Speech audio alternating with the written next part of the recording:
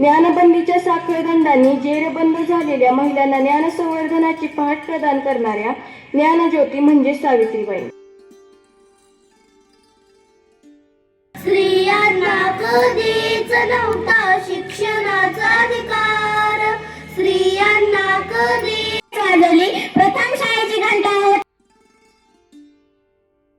विद्येविना मती गेली, मती विना नीती गेली.